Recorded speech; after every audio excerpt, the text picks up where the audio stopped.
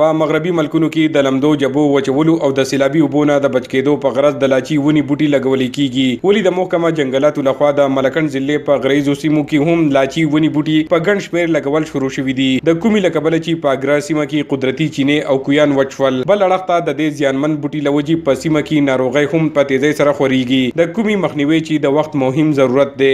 د غریزي سیمې اګرې مشرانو ناظم اجاز خان، ساجد علي، نور اسلام او سمرودین خبري غونډې ته د وینا په مهال ویل چې په اګرا سیمه کې د لاچي بوټي له وجې د اوبو لوی بوران سر راپورته کړی دی.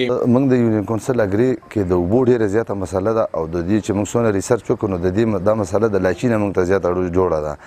نو موږ د متعلقه ادارو نه د فارس نه او د حکومت نه دا خواست کوو چې لاچي دې موږ ته ختم کړي، د دې ځای نه دې د لاچي ختم کړي او د دې د نوره کرونده نه کېږي.